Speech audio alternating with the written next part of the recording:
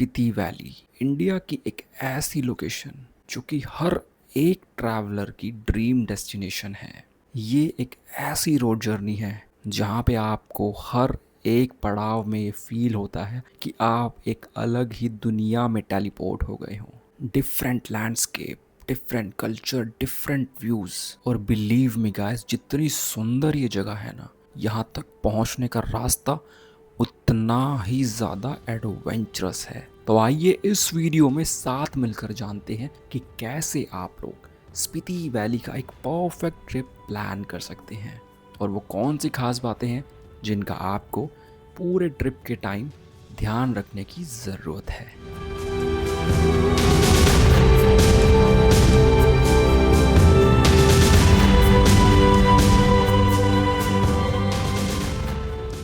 So hey guys and welcome back to my channel again. मेरा नाम है Paramdeep Singh and आप सभी देख रहे हैं परम ऑन व्हील्स। और इस वीडियो के अंदर हम बात करेंगे स्पीति वैली के बारे में, किस तरह आप लोग स्पीति वैली का ट्रिप प्लान कर सकते हो एंड सबसे मेन चीज़, क्या वो परफेक्ट आइटनरी हो सकती है स्पीति वैली एक्सप्लोर करने के लिए, कितने दिन इनफ है स्पीति वैली के लिए, क्या ट्रैवल के ऑप्शंस हैं, किस तरह आपको प्लान करना चाहिए। अपने पर्सनल एक्सपीरियंस से मैं आप सभी के साथ शेयर करूँगा इस वीडियो के अंदर स्पीति वैली के बारे में। स्पीति वैली की अगर बात करें, पर्सनली मैं 4 बार स्पीति वैली विजिट कर चुका हूँ एंड बिलीव मी गाइज, जितना मैंने अब तक ट्रैवल किया है उसमें अगर मुझे एक डेस्टिनेशन चूज़ करनी हो जो सबसे बेस्ट रही अब तक मेरा एक्सपीरियंस, मैं आँख बंद करके कह सकता हूँ स्पीति वैली। इस जगह का मैजिक अलग है, इस जगह के व्यूज़ अलग है, ये जर्नी एकदम डिफरेंट है। तो इस वीडियो के अंदर डिटेल में आप सभी के साथ शेयर करेंगे अपना एक्सपीरियंस स्पीति वैली से रिलेटेड। तो इस वीडियो को एंड तक ज़रूर से देखिएगा अगर आप लोग स्पीति वैली ट्रिप प्लान कर रहे हैं। तो अगर आप लोग स्पीति वैली ट्रिप प्लान नहीं भी कर रहे हैं तब भी मैं कहूँगा कि इस वीडियो को एंड तक ज़रूर से देखिएगा, क्योंकि इस वीडियो के थ्रू आपको स्पीति वैली का एक वर्चुअल टूर देखने को मिल जाएगा। तो चलिए without wasting and time let's get started. So guys देखिए, स्पीति वैली मिडलैंड है इंडिया एंड तिब्बत के बीच में। यहाँ पे बुद्धिज्म रिलीजन को फॉलो किया जाता है मेजरली एंड यहाँ पे आपको मोनेस्ट्रीज देखने को मिलती है। अगर बात करें स्पीति वैली विजिट करने की, तो यहाँ तक पहुँचने के लिए 2 रास्ते रहते हैं। एक हिमाचल प्रदेश के मनाली से रहता है, दूसरा शिमला की साइड से। दोनों ही रास्तों में डिफरेंस क्या है, जो शिमला साइड का रास्ता है वो 12 महीने ओपन रहता है, यानी कि आप लोग 12 महीने कभी भी शिमला की तरफ से स्पीति वैली विजिट कर सकते हैं। लेकिन मनाली साइड का रास्ता, जो कि मनाली से होकर चंद्रताल होते हुए कुंजुम पास होकर काज़ा पहुंचता है, काज़ा बेसिकली स्पीति वैली का हेड क्वार्टर है। तो मनाली साइड का रास्ता विंटर्स में ड्यू टू हैवी स्नो बंद रहता है। विंटर्स में आप लोग स्पीति वैली मनाली साइड से नहीं विजिट कर सकते। मनाली की तरफ का रास्ता मई एंड के अराउंड से ओपन होता है एंड अक्टूबर एंड तक ही ओपन रहता है। तो अगर आपको स्पीति वैली का पूरा सर्किट कंप्लीट करना है, यानी कि शिमला की तरफ से आपने स्टार्ट किया, मनाली पे एंड किया, इस तरह का ट्रिप प्लान करना है, तो वो आप लोग मई एंड से लेकर अक्टूबर एंड तक ही प्लान कर सकते हैं जब मनाली की तरफ का रास्ता ओपन हो। तो गाइज ये तो हो गया एक बेसिक आइडिया कि स्पीति वैली किस तरह आप लोग पहुंच सकते हैं एंड इसकी लोकेशन एग्जैक्ट कहाँ है। आई होप कि आपको आइडिया लग गया होगा। अब देखिए यार, स्पीति वैली की ना एक परफेक्ट आइटनरी की बात करें तो मेरा ये मानना है स्पीति वैली की परफेक्ट आइटनरी नहीं हो सकती कुछ भी, क्योंकि ये डिपेंड करता है आपके पास कितना टाइम है, आपका बजट कितना है। जी हाँ, स्पीति वैली के लिए आप लोग 6 दिन में प्लान कर सकते हैं, 7 दिन में भी कर सकते हैं, और अगर देखा जाए तो 9-10 दिन भी इनफ नहीं है, क्योंकि स्पीति वैली में बहुत सारे पॉइंट्स हैं एक्सप्लोर करने के लिए, घूमने के लिए। तो आइटनरी डिपेंड करती है कि आपके पास कितने दिन है, आपके पास कितना टाइम है। इस वीडियो में मैं अपना पर्सनल एक्सपीरियंस आप सभी के साथ शेयर करता हूँ। 2022 में मैंने पूरा सर्किट कंप्लीट किया था, शिमला की तरफ से ट्रैवल करके मनाली पे एंड किया था। तो डे वाइज मैं अपनी आइटनरी आप सभी के साथ शेयर कर देता हूँ, क्योंकि उस ट्रिप में हमने स्पीति वैली में कुछ भी मिस नहीं किया था। इस आइटनरी के बाद आपको एक बेसिक आइडिया लग जाएगा एंड आपको भी पता चल जाएगा कि आपको कौन सी लोकेशन को प्रायोरिटी देनी चाहिए अगर आपके पास दिन कम है तो, और अगर दिन ज़्यादा है हमारी तरह तो पूरा सर्किट कंप्लीट कर लेना जैसे हमने आइटनरी बनाई थी, मतलब हमने अपना ट्रिप प्लान किया था। तो चलिए स्टार्ट करते हैं डे 1 से। डे 1 की शुरुआत हमने करी थी दिल्ली से। हम लोगों ने मॉर्निंग में अपनी जर्नी शुरू करी थी और हम लोग शाम तक शिमला पहुंचे थे। शिमला पहुंचने के बाद हम लोगों ने यहाँ पे स्टॉप लिया था। अब यहाँ पे आपको एक बात बता देता हूँ, कुछ लोग दिल्ली से चलकर शिमला भी स्टे लेते हैं और कुछ लोग शिमला से 60 किलोमीटर आगे नारकंडा भी स्टे लेते हैं। ये टोटल डिपेंड करते हैं आपकी क्या चॉइस है। हम लोगों ने शिमला में स्टे ले लिया था। दिल्ली से 300 किलोमीटर के अराउंड डिस्टेंस पड़ता है। रूट शिमला तक बहुत शानदार है, हाईवे है, नेशनल हाईवे, कोई भी दिक्कत नहीं होगी आपको। शिमला में हम लोगों ने स्टे लिया। रात के टाइम वहाँ पे हम लोगों ने मॉल रोड घूमने गए एंड देन अगले दिन हमारी मेजर जर्नी शुरू होने वाली थी। तो हमने सुबह जल्दी अपनी दिन मतलब शुरू किया। हमें निकलना था शिमला से चितकुल के लिए। बहुत लंबी जर्नी होने वाली थी। हमारे पूरे ट्रिप का यूँ कह लीजिए ये एक मेजर ट्रैवल था सेकंड डे में। शिमला से चितकुल की जो जर्नी थी इसमें हम लोग शिमला से आगे बढ़ते हैं, नारकंडा क्रॉस करते हैं, रामपुर क्रॉस करते हैं। रामपुर एक मेजर शहर आपको इस पूरे रूट में देखने को मिलता है। उसके बाद आप लोग एंटर करते हैं किन्नौर वैली में, जहाँ पे आप लोग क्रॉस करते हैं हिंदुस्तान तिब्बत हाईवे को, जो कि one of the dangerous roads में से भी आता है एक। और यहाँ पे आपको एक रॉक टनल देखने को मिलती है, जिसमें आपको देखने को मिलता है कि पहाड़ों को चीर कर रास्ता किस तरह बनाया गया है। एंड इस जर्नी में शिमला की तरफ से ये पहला पॉइंट, व्यू पॉइंट आप कह सकते हैं, आपको देखने को मिलता है। तो इस रोड ट्रिप का एन्जॉय करते हुए जब आप लोग आगे बढ़ते हैं तो आप लोग किन्नौर वैली में आगे बढ़ते देखते हैं, यहाँ पे आपको देखने को मिलता है डैम। करछम डैम से रास्ता डाइवर्ट हो जाता है चितकुल के लिए। जी हाँ, स्ट्रेट रोड निकल जाती है काजा की तरफ और राइट साइड में रास्ता निकल जाता है सांगला और चितकुल के लिए। कुछ लोग चितकुल स्किप कर देते हैं, लेकिन जैसा कि आपको बताया मैंने, हमने उस ट्रिप में सब कुछ एक्सप्लोर किया था, तो हम लोग चितकुल गए। जहाँ से रास्ता कटता है यहाँ से चितकुल का डिस्टेंस मतलब ये मान के चलिए ऑलमोस्ट 40 to 50 किलोमीटर्स के अराउंड बैठता है। And believe me, Karcham dam से जो रोड चितकुल के लिए कटती है ना, ये और ज़्यादा एडवेंचरस है, क्योंकि रोड अभी प्रॉपर बनी नहीं है, कंस्ट्रक्शन वगैरह चल रहा है, लेकिन टूटी फूटी रोड है, नैरो रोड है यहाँ पे। एंड एडवेंचरस है, मज़ेदार है। तो पहले सांगला विलेज पड़ता है। सांगला विलेज फेमस है अपनी होली के लिए। सांगला होली यहाँ पे होती है हर साल, यहाँ पे होली बहुत धूमधाम से खेली जाती है, उसका एक अलग प्लान बनता है। सांगला के सुंदर नज़ारे क्रॉस करके आप लोग चितकुल पहुँचते हैं। हम लोग शिमला से निकले थे, तो हम लोगों को रात हो गई थी चितकुल पहुँचते पहुँचते। हम लोगों ने चितकुल में स्टे लिया और अगले दिन व्यूज़ जब हमने देखे चितकुल विलेज के, बहुत सुंदर थे। तो डे 3 में मॉर्निंग में हमने चितकुल विलेज के व्यूज़ एक्सप्लोर किए। यहाँ पे बसपा रिवर के साइड बहुत सुंदर नज़ारे थे। चितकुल में कैंपिंग के ऑप्शंस भी अवेलेबल हैं। बसपा रिवर है यहाँ पे, बसपा रिवर के साइड में कैंप सेटअप यहाँ पे आपको देखने को मिलता है। चितकुल फेमस क्यों है? क्योंकि यह है हिंदुस्तान का आखिरी गांव। जी हाँ, इसके बाद तिब्बत बॉर्डर आ जाता है। तो यहाँ पे आपको देखने को मिलता है हिंदुस्तान का आखिरी ढाबा, जिनके राजमा चावल बहुत फेमस है। एंड याक के जो घी होता है वो बनाकर यहाँ पे सर्व करते हैं, एंड बहुत टेस्टी था यू सीरियसली। तो हम लोगों ने राजमा चावल ही यहाँ पे खाए, क्योंकि यही फेमस थे यहाँ पे। एंड यहाँ पे आखिरी पोस्ट ऑफिस भी आपको देखने को मिलता है। तो ये कुछ अट्रैक्शन है चितकुल विलेज की। चितकुल विलेज घूमने के बाद डे 3 की हम बात कर रहे हैं, घूमने के बाद हम लोग वहाँ से निकले और हम लोग वापस करछम डैम आए। करछम डैम से हम लोग निकले आगे काजा की तरफ। अब जब आगे बढ़ते हैं यहाँ पे आपको एक पॉइंट और देखने को मिलता है, जहाँ पे आपको देखने को मिलता है एक लेफ़्ट साइड में रास्ता ऊपर निकल जाता है कालपा के लिए, कालपा विलेज के लिए, और स्ट्रेट निकल जाता है भाई काजा के लिए। तो हम लोग कालपा की तरफ गए। गाइस देखिए, कालपा विलेज बहुत सुंदर सा गांव है, लेकिन यहाँ पे अगर बात करें पॉइंट्स की, तो दो चीज़ों के लिए फेमस है। यहाँ से आपको किन्नौर कैलाश के दर्शन हो जाते हैं दूर से, उसके लिए लेकिन एक कंडीशन है, स्काई क्लियर होना चाहिए। जब हम लोग गए थे तो क्लाउडी मौसम था, तो हम लोग दर्शन नहीं कर पाए थे। इसके अलावा यहाँ पर सुसाइड पॉइंट है, ये फेमस है। जी हाँ, सुसाइड पॉइंट क्या है कि यहाँ पे एक जगह बनी हुई है जहाँ पे आई लव किन्नौर लिखा हुआ है, एंड यहाँ की हाइट जब नीचे देखते हैं बहुत ज़्यादा है। तो ये सुसाइड पॉइंट के नाम से फेमस है। इसके अलावा कल्पा विलेज में और कुछ नहीं था। हम लोग सुसाइड पॉइंट गए, देन वहाँ पे थोड़ा टाइम स्पेंड किया, और वहाँ से हम लोग से फिर वापस आए मेन हाईवे पर, जहाँ से कल्पा के लिए रास्ता कटा था, और हम लोग आगे की तरफ निकल गए। जब यहाँ से आगे बढ़ते हैं तो यहाँ पे आपको देखने को मिलता है खाब संगम, जहाँ पे दो रिवर्स का संगम हो रहा होता है। यहाँ पे खाब संगम पे आप लोग व्यू एंजॉय कर सकते हैं। इसके बाद थोड़ा सा जब आप आगे बढ़ते हैं ना, आपको फील होता है आप एकदम से हाइट पकड़ते हैं। क्यों? क्योंकि खाब संगम के बाद आप लोग पहुँचते हैं नाको विलेज, जो बहुत अच्छी खासी हाइट पर है। हम लोग नाको विलेज पहुँचते पहुँचते हमें रात हो गई थी। हम लोगों ने वहाँ पे स्टे किया। तो इस तरीके से हम लोगों ने अपना डे 3 कंप्लीट कर लिया। डे 4 में जब हम उठे तो नाको विलेज का जो लैंडस्केप देखा, सीरियसली भाई बहुत अमेजिंग था। जिस व्यूज़ के लिए स्पीति वैली जानी जाती है, वो व्यूज़ दिखना शुरू हो चुके थे। नाको विलेज में एक लेक है, नाको लेक, हम लोगों ने वो विज़िट करी। गांव में ही थी बिल्कुल पास, छोटा सा गांव है नाको गांव, ज़्यादा बड़ा गांव नहीं है। तो नाको लेक हम लोग गए, वहाँ पे वीडियोज़ वगैरह ली, बहुत सुंदर लैंडस्केप यहाँ से आ रहा था। नाको लेक घूमने के बाद हम लोग आगे बढ़ गए अपनी जर्नी में। गाइस, अब बताना चाहूँगा कि नाको तक ये जो जगह है ये पूरी किन्नौर वैली में आती है। अभी तक हम लोग स्पीति वैली में एंटर नहीं करे हैं। जी हाँ, नाको से जब आप लोग आगे बढ़ते हैं तो आपको एक चेक पोस्ट देखने को मिलती है थोड़ा सा आगे बढ़ने के बाद। अच्छा एक चीज़, नाको हाइट पे था, तो जब नाको से आगे बढ़ते तो आप हाइट मतलब नीचे उतरते हैं, ठीक है, ये चीज़ याद रखिएगा। तो नाको से आगे बढ़ने के बाद आपको थोड़ा चलने के बाद एक चेक पोस्ट आती है, वो क्रॉस करके आप लोग एंटर कर जाते हैं स्पीति वैली में। आपको बोर्ड भी देखने को मिलता है। स्पीति वैली में एंटर करने के बाद यहाँ पे जब आप लोग आगे बढ़ते हैं टाबो की तरफ, तो एक रास्ता निकल जाता है राइट साइड में ग्यू विलेज के लिए। जी हाँ, कुछ लोग इसे भी स्किप करते थे, लेकिन हम लोगों ने स्किप नहीं किया।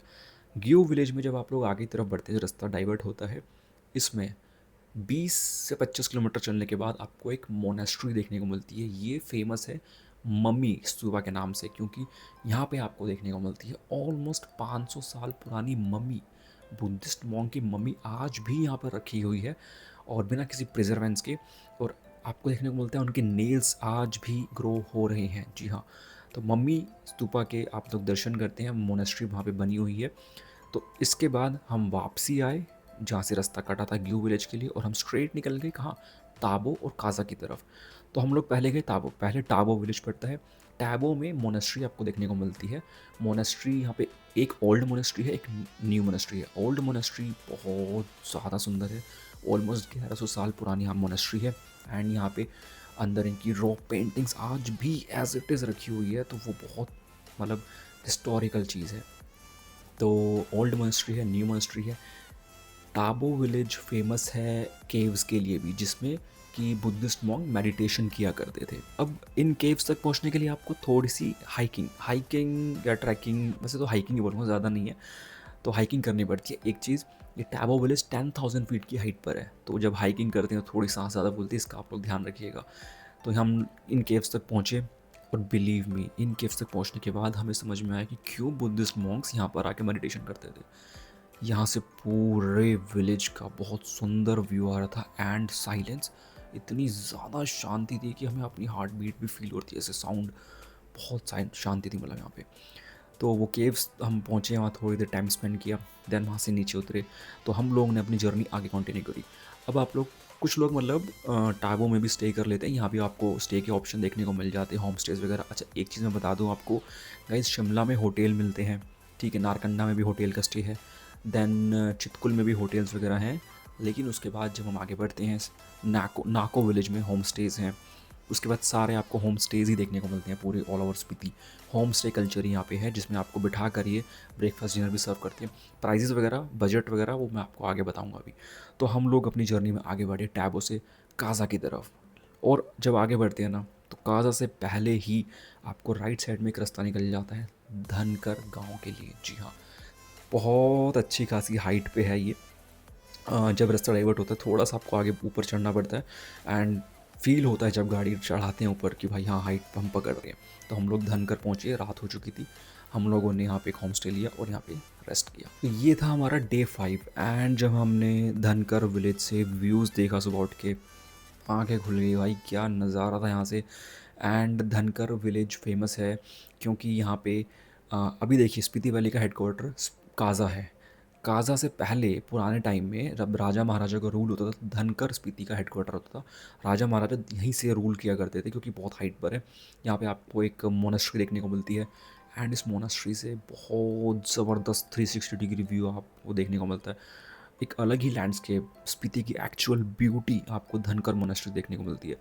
कुछ लोग धनकर को ना स्किप कर देते हैं, बट मैं कहूँगा धनकर को स्किप मत करना, क्योंकि यहाँ से लैंडस्केप व्यूज़ नेक्स्ट लेवल है। एक्चुअल स्पीति की वाइब आपको धनकर मोनेस्ट्री से देखने को मिलती है।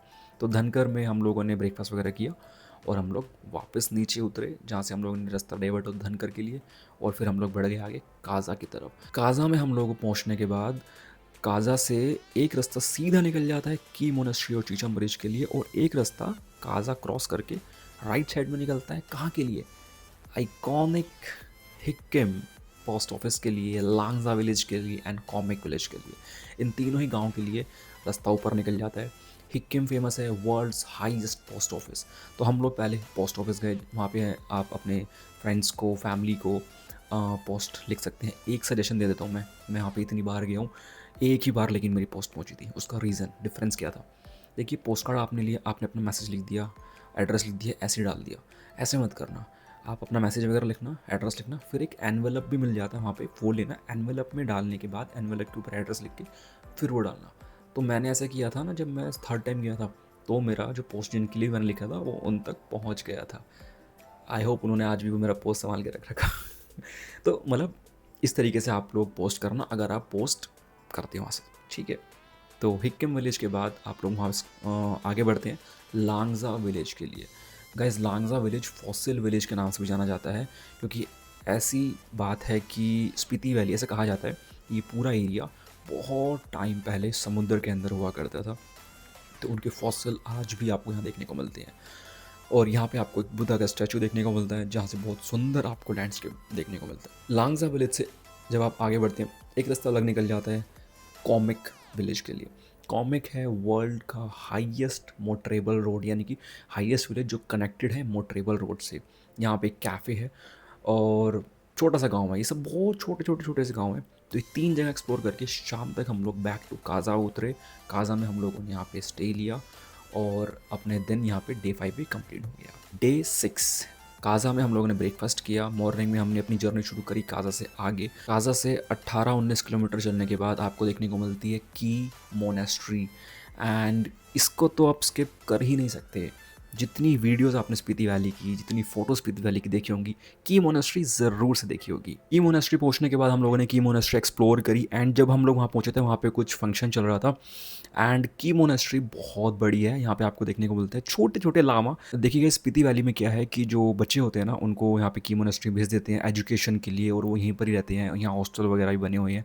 और अंदर जब आप जाते हैं, अंदर वीडियो बनाना अलाउड नहीं था, तो अंदर यहाँ पे मेडिटेशन केव्स भी बनी हुई थी भाई, बहुत अलग ही एक्सपीरियंस था। ओके, तो की मोनेस्ट्री हमने एक्सप्लोर करी। की मोनेस्ट्री के थोड़ा सा आगे बाय वॉक अगर आप जाएंगे तो एक पॉइंट है जहाँ पे आप लोग हाइक करके थोड़ा हाइट पर चढ़ेंगे तो आप लोग की मोनेस्ट्री का दूर से व्यू देख सकते हैं। जी हाँ, वो जो वीडियोस वगैरह में आता है, वीडियोस और फोटोज़ के लिए ये पॉइंट है बेसिकली। तो यहाँ से हम लोगों ने की मोनेस्ट्री एक्सप्लोर करी और उसके बाद हम लोग आगे बढ़ गए उसी अपनी रोड जर्नी में। आगे थोड़ा सा चलने के बाद आता है Chicham bridge, Asia's highest suspension bridge, जो कि 2 विलेज को जोड़ता है। एंड यहाँ से भाई जब नीचे देखते हैं तो बहुत गहरी खाई है। इस ब्रिज पे हम लोगों ने फ़ोटोज़ वीडियोज़ ली। इस ब्रिज, ये भी बहुत एक इम्पॉर्टेंट पॉइंट है स्पीति की वीडियोज़ में, आपने ज़रूर से देखा होगा Chicham bridge. Chicham bridge cross करने के बाद जब आगे बढ़ते हैं, अच्छा एक चीज़ यहाँ बता देता हूँ, विंटर्स में अगर आप लोग स्पीति प्लान कर रहे हो तो सिर्फ शिमला के साइड से रास्ता ओपन रहता है। तो उस टाइम पर शिमला की तरफ से यहाँ तक घूम के फिर चीचम ब्रिज से ही आप लोग वापसी निकल जाते हैं। तो विंटर्स में कुछ ऐसा प्लान रहता है। लेकिन पूरा सर्किट अगर आप लोग कर रहे हैं, यानी कि मई एंड से लेकर अक्टूबर एंड के बीच ट्रैवल कर रहे हैं, तो आप लोग इसके आगे भी जा सकते हैं क्योंकि इसके आगे रास्ता ओपन रहता है। हम लोगों ने जब प्लान किया था तो सितंबर का टाइम था। बेस्ट टाइम कौन सा रहता है वो मैं आपको वीडियो में भी आगे बताऊंगा। तो चीचम ब्रिज के बाद जब आगे बढ़ते हैं तो आप लोग पहुंचते हैं लोसर विलेज। ये बेसिकली इस रूट में लास्ट गांव पड़ता है इस तरफ से। लोसर विलेज में आपको होम स्टेज़, खाने पीने के ऑप्शन देखने को मिल जाते हैं। लोसर विलेज क्रॉस करने के बाद जब हम आगे बढ़े तो एक चेक पोस्ट देखने को मिलती है जहाँ पे आपकी बेसिकली एंट्री होती है। और वो क्यों होती है? क्योंकि इसके बाद नेटवर्क चले जाते हैं और रोड ख़राब होनी शुरू हो जाती है। स्पीति वैली का असली एडवेंचर ऑफ रोडिंग का इस पॉइंट के बाद शुरू होता है। And believe me, Losar village हम लोग पहुँचते पहुँचते हमें शाम हो गई थी, रोड ख़राब होनी शुरू हुई। लोसर विलेज के आगे हम लोग थोड़ा सा बड़े, हम कुंजुम पास पहुँचे। वहाँ पे कुंजुम माता का मंदिर है, हमने वहाँ पे माथा टेका। कुंजुम पास क्रॉस करके हमें पहुँचना था चंद्रताल, एंड हमें कोई आइडिया नहीं था क्या एडवेंचर हमारा वेट कर रहा है आगे, क्योंकि लोसर के बाद रोड ख़राब, कुंजुम पास क्रॉस करने के बाद और बुरा हाल। और हम लोगों ने ट्रैवल किया था बलिनो में और बहुत ज़बरदस्त रोड थी भाई। भाई अलग ही एक्सपीरियंस था, मतलब वो याद आ रहा है तो क्या ही बताऊँ आपको। बहुत रॉ एडवेंचर था एक्चुअली वो भी बलिनो गाड़ी से जो एकदम नीचे गाड़ी है। क्योंकि रोड कंडीशंस की अगर बात करें ना, चीचम ब्रिज तक शिमला से जब स्टार्ट करते हैं कोई दिक्कत नहीं आएगी आपको, रोड कंडीशन चकाचक है। रोड ख़राब होती है लोसर विलेज के बाद, कुंजुम पास के बाद। तो मैनेज करते करते, एडवेंचर हम करते करते रात को करीब 9 बजे तक हम लोग चंद्रताल कैंपिंग साइट पहुँचे। एंड वहाँ हम लोगों ने फिर रेस्ट किया। और बहुत ठंड थी भाई, बिलीव मी, मैंने जितना अब तक ट्रैवल किया है ना, जो ठंड मैंने चंद्रताल की नाइट में एक्सपीरियंस करी थी सितंबर महीने में, आज तक नहीं करी। 2-2 मोटी रजाइयाँ लेने के बाद भी ठंड नहीं रुक रही थी भाई, सूखी ठंड एकदम। तो चंद्रताल प्लान कर रहे हो, मतलब पूरा सर्किट प्लान कर रहे हो, तो भाई ठंड के लिए तैयारी करके जाना। एनीवेज़ वहाँ से स्टार गेजिंग बहुत सुंदर देखने को मिलती है भाई, पूरी गैलेक्सी दिख रही थी। एक कंडीशन है, स्काई क्लियर होना चाहिए। जब हम पहुँचे तो बहुत अच्छा व्यू हमें देखने को मिल रहा था रात के 1 बजे। मॉर्निंग में चंद्रताल हम लोग उठे, कैंपिंग साइट में हम लोगों ने वहाँ पे ब्रेकफास्ट वगैरह किया, तो कैंप्स में ब्रेकफास्ट एंड डिनर इंक्लूड रहता है। और हम लोग निकल गए चंद्रताल लेक के लिए, क्योंकि चंद्रताल लेक से 2 से ढाई किलोमीटर पहले आपको कैंप्स देखने को मिलते हैं। चंद्रताल लेक पहुँचे, वहाँ पे हाइकिंग वगैरह करी थोड़ी सी। चंद्रताल पहुँचे, बहुत सुंदर नज़ारा था। पहली बार लाइफ में हमने चंद्रताल मतलब पहुँचे थे, तो मून लेक, और एक अलग ही फीलिंग थी, क्योंकि इतना ऑफ रोड एडवेंचर करने के बाद वहाँ पहुँचे थे। चंद्रताल पहुँचने के बाद फ़ोटोज़ वगैरह ली, वीडियोज़ वगैरह ली, फिर बैक टू अपने कैंप साइट पहुँचे। और हमें ऑलमोस्ट 11 साढ़े 11 बज गए थे जब हम लोग कैंप पहुँचे चंद्रताल से। एंड ये दिन हमारा बहुत ज़बरदस्त होने वाला था। मतलब मैं ये कहूँगा पूरा ट्रिप हमारा अलग और ये डे अलग। क्यों? क्योंकि हमें चंद्रताल से मनाली पहुँचना था, और भाई साहब क्या ही रास्ता था। चंद्रताल का मनाली का रास्ता ना ऑलमोस्ट 100 सवा 100 किलोमीटर का रास्ता है, जिसमें से 70 किलोमीटर पूरा ऑफ रोड पैच है। वाटर क्रॉसिंग्स, ऑफ रोड, गड्ढे, पत्थर, बुरा हाल। तो इस पूरे पैच के लिए मैं छोटी गाड़ी तो रिकमेंड नहीं करूँगा, ऑल्दो हम भी बलिनो से गए थे, लेकिन वो बहुत रिस्की चीज़ है। गाड़ी में कुछ भी नुकसान होने के चांसेस रहते हैं। ऊंची गाड़ी रिकमेंडेड है। हमें लगे थे पूरे 11 घंटे, जी हाँ 11 घंटे लगे हम लोग। मतलब हम लोग मनाली, हम लोग सिसु पहुँचे, क्योंकि जब आप लोग मनाली निकलते चंद्रताल से, अच्छा एक चीज़ बता देता हूँ, जब कुंजू पास से चंद्रताल की तरफ बढ़ते हैं ना, तो 2 रास्ते निकल जाते हैं, बीच में डाइवर्ट होते हैं, एक मनाली के लिए, एक चंद्रताल के लिए। तो उस रूट पे आपको थोड़ा अलग से चलना पड़ता है, ठीक है जी। तो हम लोग मनाली पहुँचे, मतलब सिसु पहुँचे थे बेसिकली, क्योंकि जब हम चंद्रताल से मनाली के लिए निकलते हैं तो हम कनेक्ट करते हैं अटल टनल के बैक साइड में सिसु की तरफ। तो हम लोगों ने सिसु में स्टे किया, और अगले दिन फिर हम लोग मनाली पहुंच गए थे, और उसके बाद दिल्ली। तो इस तरीके से हमने अपना पूरा ट्रिप कंप्लीट करा था। हमें लगे दिल्ली पहुंचने में वापसी पूरे 10 दिन, जी हाँ। कुछ इस तरीके से हमने पूरा सर्किट कंप्लीट किया था। लेकिन ज़रूरी नहीं कि आप भी ऐसे प्लान करो, आप लोग अपने अकॉर्डिंग प्लान कर सकते हो। आप लोग चाहो तो चितकुल स्किप कर सकते हो। देखो क्या क्या स्किप करके आप लोग, अगर आपको कम दिन में प्लान करना है, चितकुल आप लोग स्किप कर सकते हो। आप लोग चाहो तो कालपा स्किप कर सकते हैं। टोटली डिपेंड करता है कौन कौन सी जगह आपकी प्रायोरिटी लिस्ट में है जो आप लोग स्किप नहीं करना चाहते। चितकुल कालपा स्किप कर सकते हैं, वो स्किप हो सकती है, मैनेजेबल है। की मोनेस्ट्री स्किप नहीं हो सकती, काजा स्किप नहीं हो सकता, हाईएस्ट पोस्ट ऑफिस स्किप नहीं हो सकता, चीचम ब्रिज तो ऑन द वे ही पड़ेगा। एंड गियो विलेज भी जाना चाहिए, मम्मी स्तूपा, वो भी स्किप नहीं करना चाहिए, अलग एक्सपीरियंस है। धनकर कुछ लोग स्किप कर देते हैं, बट वहाँ का व्यू नेक्स्ट लेवल है यार, वो भी मिस नहीं करना चाहिए। मान के चलिए फिर भी 7 से 8 दिन तो चाहिए ही चाहिए। बजट की बात करें गाइस, देखिए बजट डिपेंड करता है कि आप लोग कितने ग्रुप में ट्रैवल कर रहे हैं। हम लोग 4 लोग गए थे, और 2022 में अपनी गाड़ी से हम लोगों ने खुल के खर्चा किया, खाने पीने में अच्छे से स्टे भी किया हम लोगों ने। हमारा खर्चा आया था 12,000 रुपये पर पर्सन। ओके, अभी मैं रिसेंटली स्पीति होके आया था, ठीक है। तो अभी का खर्चा, मैं थार से गया था, ऑब्वियसली उसमें खर्चा ज़्यादा आएगा, तो उसका हमारा खर्चा पड़ा था ऑलमोस्ट 17,000 रुपये के अराउंड। 2022 से 26 भी तो आ गया ना। तो अभी अगर बात करें, आप 4 से 5 लोग जाते हो, अपनी गाड़ी से ट्रैवल करते हैं, तो ये मान कर चलिए 15-16 हज़ार के अराउंड तो पड़ेगा ही पड़ेगा पर पर्सन। एंड बेस्ट टाइम की अगर बात करें, देखिए बेस्ट टाइम मैं आपको बोलूँ तो मिड सितंबर से लेकर अक्टूबर एंड से पहले पहले आप लोग होके आ जाइए। बहुत अच्छा टाइम है, ऑफ सीज़न है, हर चीज़ के प्राइस कम मिलेंगे, एंड आपको भीड़ भी नहीं मिलेगी, क्योंकि ऑफ सीज़न होता है, रश बिल्कुल नहीं मिलेगा। हम भी सितंबर में गए थे 2022 में। जून का महीना सबसे पीक टाइम रहता है, अभी चल रहा है, बहुत भीड़ है, बहुत ज़्यादा भीड़ है भाई। मिड जुलाई तक भीड़ रहेगी। जुलाई और अगस्त फिर मैं कहूँगा अवॉइड करना चाहिए, क्योंकि मानसून का टाइम रहता है। मनाली और शिमला के साइड बहुत ज़्यादा लैंडस्लाइड इशू रहते हैं, और अक्टूबर के बाद तो बंद ही हो जाता है। उसके बाद आप लोग विंटर स्पीति कर सकते हैं, वो एक अलग प्लान है, उसमें आप सिर्फ शिमला साइड से जाते हैं। 4x4 गाड़ी होनी चाहिए उसके लिए भी। तो कुछ इस तरीके से स्पीति वैली का ट्रिप आप लोग प्लान कर सकते हैं। आई होप आपको एक क्लैरिटी मिल गई होगी। देखिए स्पीति वैली का ट्रिप एक बहुत मतलब बड़ा ट्रिप होता है, तो बहुत सारी चीज़ें होती हैं, बहुत सारी क्वेरीज़ होती हैं। एंड अगर आपकी कोई भी क्वेरी है, ठीक है, आपको, या फिर आप ये जानना चाहते हो किस तरह आपको ट्रिप प्लान करना चाहिए, आपको कोई हेल्प चाहिए, तो आप लोग मुझे इंस्टाग्राम पे डीएम करिए। Feel free to ask anything, मैं आपको ज़रूर से बताऊंगा, ठीक है। या आप लोग मुझे कमेंट सेक्शन में भी पूछ सकते हैं। इस वीडियो में फ़िलहाल इतने रखते हैं, मिलते हैं आप सभी से किसी नई वीडियो में किसी नई जगह के साथ। एंड गाइज, यहाँ तक वीडियो देखी है तो लाइक करे बिना मत जाना भाई, ठीक है? मिलते हैं आप सभी से किसी नई वीडियो में, किसी नई डेस्टिनेशन के साथ। Till then bye bye and take care.